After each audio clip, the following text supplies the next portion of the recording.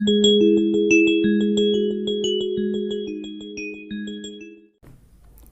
Hello friends, मैं हूं विपुल और आप देख रहे हैं वीआईपीज़ पॉइंट। चलिए शुरू करते हैं आगे करंट अफेयर्स, जो कि बहुत ही इंपॉर्टेंट है।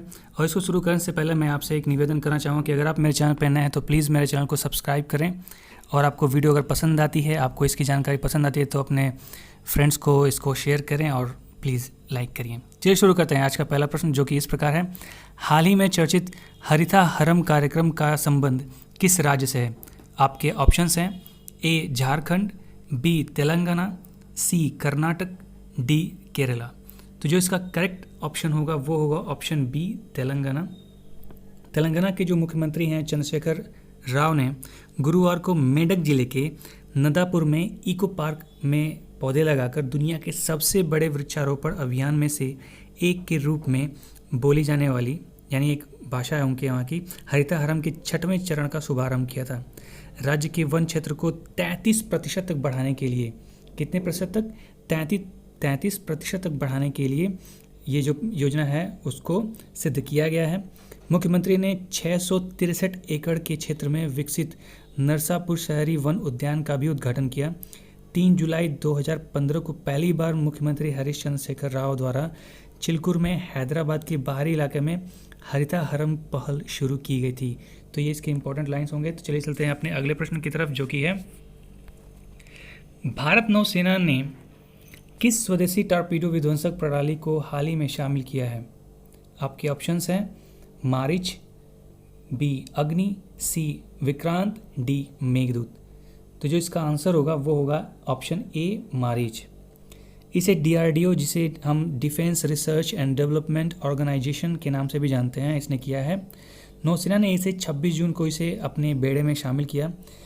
इसे अग्रिम मोर्चे के सभी युद्धपोतों से आसानी से प्रक्षेपित किया जा सकता है, दागा जा सकता है, फायर किया जा सकता है।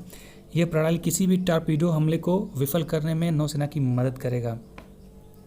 ये जो मारिच प्रणाली है वो हमलावर टॉर्पीडो का पता लगाने में भी काफ़ी सक्षम है और उन्हें भ्रमित करने में और तबाह करने में भी सक्षम है। तो चलिए चलते हैं अपने अगले प्रश्न की तरफ, जो कि ये है, सरकार ने किस स्तर के रंग नेत्रहीनता वाले ड्राइवर्स को ड्राइविंग लाइसेंस देने के लिए केंद्रीय मोटर वाहन नियम 1989 में संशोधन किया है? आपके ऑप्शंस हैं ए हल्के स्तर के, बी मध्यम स्तर के, सी गंभीर स्तर के, डी ए और बी दोनों। तो इसका जो करेक्ट आंसर होगा वो होगा ऑप्शन डी। हल्के स्तर के और मध्यम स्तर के कलर ब्लाइंडनेस वाले व्यक्ति को भी अब ड्राइविंग लाइसेंस देने की जो है योग्यता है उसको बरकरार रखी गई है कि हाँ वो भी ड्राइविंग लाइसेंस के हकदार हैं। सड़क परिवहन एवं राजमार्ग मंत्रालय ने इसके लिए केंद्रीय मोटर वाहन नियम 1989 के फॉर्म 1 तथा फॉर्म 1A में संशोधन के लिए एक अधिसूचना जारी की है। दुनिया के दूसरे देशों में भी इसे अनुमति मिल चुकी है, तो भारत में भी मिलना इसे लाजमी था। हालांकि गंभीर स्तर की कलर ब्लाइंडनेस वाले व्यक्ति को ड्राइविंग लाइसेंस के योग्य नहीं माना जाता है। तो चलिए चलते हैं अपने अगले प्रश्न की तरफ, जो कि है ये, पंजाब की पहली महिला मुख्य सचिव चीफ सेक्रेटरी किसको नियुक्त किया गया है? आपके ऑप्शंस हैं अनीता शेरगिल, बी विनी महाजन, सी मेघना ठक्कर, डी परमीत चावला। तो जिसका ऑप्शन होगा वो होगा ऑप्शन बी विनी महाजन। विनी महाजन पंजाब की पहली महिला चीफ सेक्रेटरी बन गई हैं, जो कि अपने आप में एक इतिहास है। इनसे पहले इस राज्य में कोई भी महिला जो है वो तैनात एज ए चीफ सेक्रेटरी तैनात नहीं की गई थी। विनी महाजन जो है वो 1987 बैच की जो हैं वो एक IAS महिला हैं, ऑफिसर हैं। इनके पति दिनकर गुप्ता पुलिस विभाग में DGP हैं। दोनों ही 1987 बैच के अधिकारी हैं। उन्होंने पिछले चीफ सेक्रेटरी करण अवतार सिंह की जो पिछले चीफ सेक्रेटरी हैं, यानी कौन है वो चीफ सेक्रेटरी, आई थिंक करण अवतार सिंह जी हैं, ये उनकी जगह लेंगी। और जो करण अवतार सिंह जी हैं उनको governance reform and public grievance विभाग का स्पेशल चीफ सेक्रेटरी बना दिया गया है। तो ये अपने आप में एक रिकॉर्ड है, पहली बार हुआ है, इतिहास है। चलिए चलते हैं अगले प्रश्न की तरफ, जो कि 5वां, एनुअल टीबी रिपोर्ट 2020 के अनुसार भारत में टीबी बीमारी के कितने मरीज वर्ष 2019 में पाए गए हैं? आपके ऑप्शंस हैं 14.50 लाख, बी 24.04 लाख, सी 34.5 लाख, डी 12.89 लाख। बहुत ही इंपॉर्टेंट है। जो इसका करेक्ट आंसर होगा वो होगा ऑप्शन बी 24.04 लाख। ये जो आंकड़ा है वर्ष 2018 के मुकाबले 12% ज़्यादा है। 2018 में करीब 21 लाख मरीज और 2019 में 24 लाख मरीज पाए गए हैं। करीब 5.4 लाख मरीज मिसिंग हैं, जो कि गायब है, जिनका कुछ अभी अता पता नहीं चला है। जबकि WHO वर्ल्ड हेल्थ ऑर्गेनाइजेशन ने वर्ल्ड टीबी रिपोर्ट में इंडिया में 26.9 लाख मरीजों का अनुमान लगाया था। अभी जो एनुअल टीबी रिपोर्ट 2020 के अनुसार 5 राज्यों में देश के आधे से ज़्यादा जो है मरीज हैं टीबी के। तो जिसमें है अपना उत्तर प्रदेश में है 20% और महाराष्ट्र में है 9%, मध्य प्रदेश में है 7% और बिहार में है भी 7% ही है। इससे एक जुड़ा एक महत्वपूर्ण जो क्वेश्चन बनता है कि जो भारत में टीबी उन्मूलन जो है वर्ष जो लक्ष्य माना गया है वो कौन सा है?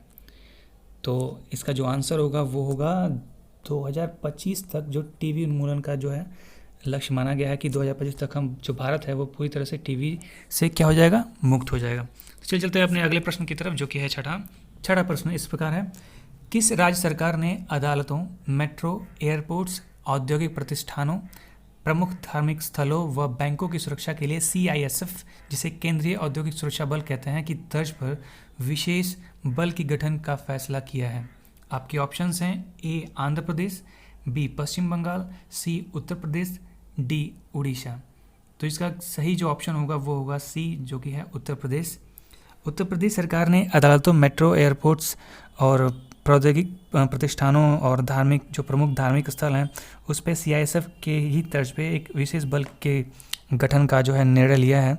मुख्यमंत्री आदित्यनाथ योगी ने अपने सरकारी आवास में आयोजित उच्च स्तरीय बैठक में उत्तर प्रदेश विशेष सुरक्षा बल, जिसको UPSSF क्या बोलेंगे उसको, UPSSF का है, जो गठन करने की मंजूरी दे दी है। इस बल की विशेष कुछ जिम्मेदारियां भी होंगी। प्रशिक्षण भी केंद्रीय बलों की तरह ही कुछ खास होगा। पहले चरण में UPSSF की 5 बटालियन के गठन का निर्णय लिया गया है। कितने? 5 बटालियन के। चलते अपने अगले प्रश्न की तरफ, जो कि है 7वां। इस वर्ष गेहूं के उत्पादन में कौन सा राज्य प्रथम बन गया है? जी हाँ, आपके ऑप्शंस हैं ए उत्तर प्रदेश, बी पंजाब, सी मध्य प्रदेश, डी बिहार। तो जो इसका ऑप्शन होगा वो होगा करेक्ट ऑप्शन सी। जी हाँ, ये है मध्य प्रदेश। मध्य प्रदेश इस वर्ष पंजाब को पीछे छोड़ते हुए गेहूं का नंबर 1 योगदानकर्ता यानी उत्पादक जो है, ये प्रोड्यूसर है, वो बन गया है। हालांकि गेहूं की प्रति हेक्टेयर उत्पादकता में पंजाब से वो पीछे है। पंजाब अभी भी सबसे ज़्यादा है, आगे है, उत्पादन करता है गेहूं का प्रति हेक्टेयर के हिसाब से। गेहूं की खेती के तहत पंजाब का क्षेत्र पिछले 1 दशक से हर साल 35 लाख हेक्टेयर करीब बना हुआ है। इस बीच गेहूं के तहत MP का क्षेत्र क्रमिक रूप से हर साल बढ़ा। 2007-8 में 41 LH से दुगना होकर 2018-19 में लगभग 77.22 LH हो गया। और देश के कुल गेहूं क्षेत्र में मध्य प्रदेश की जो हिस्सेदारी थी पहले, वो थी सिर्फ 31%, जो कि अभी पंजाब में है कितना, सिर्फ 10.6%। 10.6%। तो चलिए चलते हैं अपने अगले प्रश्न की तरफ, जो कि है 8वां। हाल ही में किस देश ने विश्व का सबसे तेज सुपर कंप्यूटर बनाया है? आपके ऑप्शंस हैं अमेरिका, बी जापान, सी चाइना, डी सिंगापुर। तो जो इसका सही आंसर होगा वो होगा जापान, ऑप्शन बी। हाल ही में विश्व का सबसे तेज कंप्यूटर फुगाकू, क्या है वो, फुगाकू, ये है सुपर कंप्यूटर सबसे तेज, जो कि जापान ने बनाया है। किसने? जापान ने बनाया है। यह अप्रैल 2021 में लॉन्च किया जाएगा। रिकेन और फिजित्सु लिमिटेड द्वारा संयुक्त रूप से विकसित सुपर कंप्यूटर फुगाकू टॉप 500 सूची में एक सुपर कंप्यूटर बेंचमार्किंग शीर्षांक में शीर्ष स्थान पर है। यह संस्करण स्पीड के मामले में चीन के सुपर कंप्यूटर सनवे ताइहुलाइट, जिसे इस बार चौथा स्थान मिला है, से कहीं ज़्यादा आगे है। फुगाकू के एआई अनुप्रयोग का उपयोग करके पूर्ण किए गए कार्यों के लिए अपनी प्रदर्शन क्षमताओं के आधार पर रैंक दिया गया है, जो कि बाकी सुपर कंप्यूटर से कहीं आगे है, कहीं ज़्यादा है। चलते हैं अपने अगले प्रश्न की तरफ, जो कि ये है, हाल ही में किस राज्य की नदी में डूबा हुआ 500 साल पुराना मंदिर मिला है? आपके ऑप्शंस हैं उड़ीसा, बिहार, उत्तर प्रदेश, छत्तीसगढ़। तो जिसका करेक्ट ऑप्शन होगा वो होगा Orissa, option A. Indian national trust for art and culture heritage, जिसको इंटेक बोलते हैं, ने बताया है कि यह मंदिर करीब 60 फीट ऊंची है और ये 500 साल पुरानी है। मंदिर की बनावट देखकर पता चलता है कि यह मंदिर 15वीं या 16वीं सदी के बीच का है। इस जगह पर एक साथ 7 गांव हुआ करते थे। इन 7 गांवों के लोग इस मंदिर में भगवान विष्णु की पूजा किया करते थे। किसकी? भगवान विष्णु की पूजा के। इस तरह चलिए चलते हैं अपने अगले प्रश्न की तरफ, जो कि है प्रश्न नंबर 10। किस भारतीय लेखक ने कॉमनवेल्थ लघु कथा पुरस्कार प्रतियोगिता में एशिया क्षेत्र के लिए पुरस्कार जीता है? आपके ऑप्शंस हैं अनन्या पांडे, बी कृतिका पांडे, सी निवेदिता सिंह, डी उपासना सिंह। तो इसका जो करेक्ट ऑप्शन होगा वो होगा ऑप्शन बी, कृतिका पांडे। यह प्रतियोगिता 18 वर्ष और उससे अधिक आयु के राष्ट्रमंडल नागरिक के लिए था। भारतीय लेखक कृतिका पांडे ने वर्ष 2020 में the great Indian T and snacks story के लिए सम्मान जीता था। आपको इस बुक का नाम याद रखना है। बुक का नाम है the great Indian T and snacks story. ये कहानी जो थी वो एक हिंदू लड़की की और एक मुस्लिम लड़के के मतलब बीच में प्रेम संबंधों को लेकर था। कृतिका एमहर्स्ट के मैसाचुसेट्स विश्वविद्यालय में MFA की डिग्री हासिल कर रही हैं। कॉमनवेल्थ शॉर्ट स्टोरीज प्राइज़ साल 2012 से कॉमनवेल्थ से अप्रकाशित सर्वश्रेष्ठ शॉर्ट स्टोरी के लिए दिया जाता है। यह पुरस्कार Asia, Pacific, Africa, Canada, Europe और कैरिबियन के 5 रीजन के विजेताओं को दिया जाता है। और इस विजेताओं को, यानी जो भी इसका विजेता होता है, उसको करीब 2500 पाउंड, लगभग कितने हो जाएंगे, 2-2.5 लाख, करीब 2.5 लाख रुपए मिलते हैं। और विजेता को कुल 5 लाख यूरो भी मिलते हैं। चलिए चलते हैं अपने अगले प्रश्न की तरफ। 11वां प्रश्न इस प्रकार है, विश्व व्यापार संगठन वर्ल्ड ट्रेड ऑर्गेनाइजेशन में राजदूत और भारत का स्थायी प्रतिनिधि किसे नियुक्त किया गया है? आपके ऑप्शंस हैं ए नवनीत सिंघल, बी ब्रजेंद्र नवनीत, सी ब्रजेंद्र शाह, डी अरविंद शाह। जो इसका करेक्ट आंसर होगा वो होगा ऑप्शन बी, ब्रजेंद्र नवनीत। जो ब्रजेंद्र नवनीत हैं वो तमिलनाडु कैडर के 1999 बैच के IAS अधिकारी हैं। वह जुलाई 2014 से सितंबर 2019 के दौरान PMO में संयुक्त सचिव रहे हैं।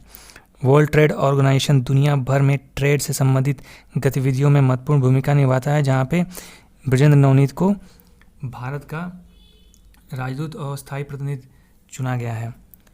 WTO के जो अब मेंबर्स हैं उनकी संख्या करीब नहीं एग्जैक्ट है, वो है 164, जो कि 164। और इसके जो डायरेक्टर जनरल हैं वो हैं पास्कल लैमी। चलते हैं अपने अगले प्रश्न की तरफ, जो कि है 12वां। RBI ने लक्ष्मी विलास बैंक के CEO सुब्रमण्यम सुंदर का कार्यकाल कितने दिन का बढ़ाया है या कितने महीने के लिए बढ़ाया है? तो आपके ऑप्शंस हैं 6 महीने, बी 5 महीने, सी 8 महीने, डी 4 यानी 4 महीने। तो इसका जो करेक्ट ऑप्शन होगा वो होगा ऑप्शन ए, 6 महीने का। जी हाँ, लक्ष्मी विलास बैंक के जो CEO हैं सुब्रमण्यम सुंदर का कार्यकाल जो है भारतीय रिजर्व बैंक ने 6 महीने के लिए बढ़ा दिया है। अब ये 30 नवंबर 2020 तक अथवा नए CEO नियुक्त किए जाने तक इस पदभार को जो है वो ग्रहण किए रहेंगे। इनका ये कार्यकाल दूसरी बार बढ़ाया गया है। चलते हैं अगले प्रश्न की तरफ, जो कि है प्रश्न नंबर 13। कोरोना वायरस के चलते स्थगित हुए US ओपन को अब कब आयोजित करने की मंजूरी मिली है? आपके ऑप्शंस हैं 24 अगस्त से 13 सितंबर तक, बी 15 अगस्त से 3 सितंबर तक, सी 1 अगस्त से 15 अगस्त तक, डी 30 अगस्त से 14 सितंबर तक। तो जो इसका करेक्ट ऑप्शन होगा वो होगा, आप इसको सोचिए। चलिए मैं बताता हूँ, ऑप्शन ए 24 अगस्त से 13 सितंबर तक।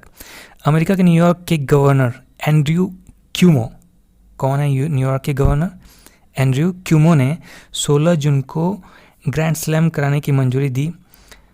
यूनाइटेड स्टेट्स टेनिस एसोसिएशन ने कहा है कि ग्रैंड स्लैम को बगैर दर्शकों के ही कराया जाएगा।